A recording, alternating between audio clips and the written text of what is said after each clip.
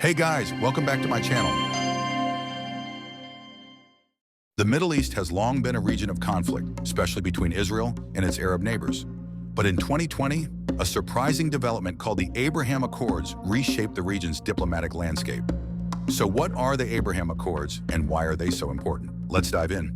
The Abraham Accords are a series of agreements brokered by the United States under the Trump administration. The initial agreements were signed in September 2020, normalizing diplomatic and economic ties between Israel, the United Arab Emirates, UAE, and Bahrain.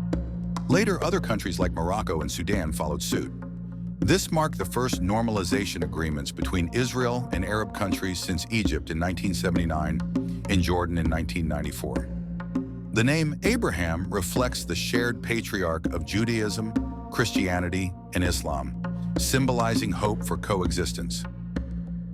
The accords include commitments to establish embassies and consulates, promote trade, tourism, and investment, enhance security cooperation, particularly in defense and intelligence.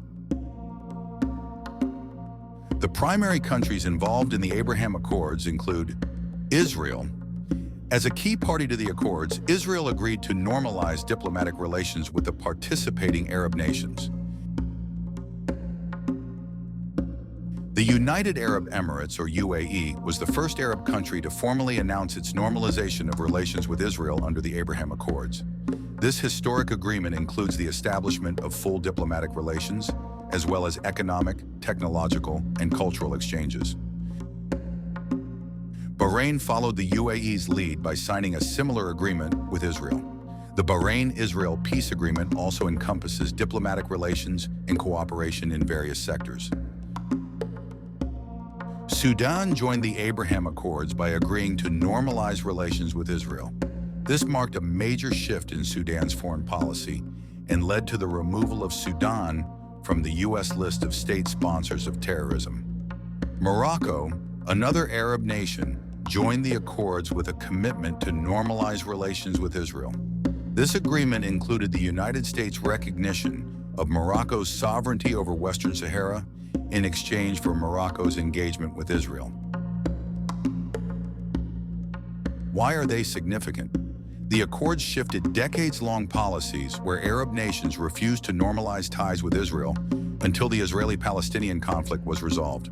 This shows how the Arab countries are gradually decoupling themselves from the Palestine question. Full diplomatic ties established between Israel, the United Arab Emirates, and Bahrain had a positive impact on the entire region. Countries like the UAE and Israel have engaged in trade, technology collaborations, and tourism. Over $3 billion worth of trade agreements were signed in the first 2 years. Shared concerns about Iran's influence in the region played a major role in fostering these partnerships. How are Abraham Accords linked with Indian interests? The Abraham Accords provides the atmosphere for India to foster stronger ties with Arab countries as well as Israel. Formation of I2U2 observed as an offspring of Abraham Accords. It was also unofficially described as the West Asian Quad and the Indo-Abrahamic construct.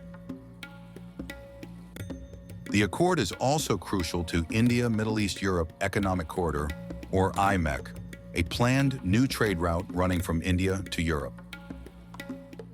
Despite their achievements, the accords have faced criticism. Some view the accords as focusing on economic and strategic interests over resolving the root causes of Middle Eastern conflicts. Many Palestinians saw these agreements as a betrayal, as the Arab countries normalized ties without significant concessions from Israel regarding the Palestinian issue. Major players in the Middle East are still out of the agreement, such as Saudi Arabia has held its firm commitment to the pre-existing Arab Peace Initiative. Oman and Qatar declined to formalize their ties within this framework. Current Israel war had certainly slowed down the progress and positive impact that the Abraham Accord was supposed to have in this region, but we certainly can expect this to be a temporary blocker.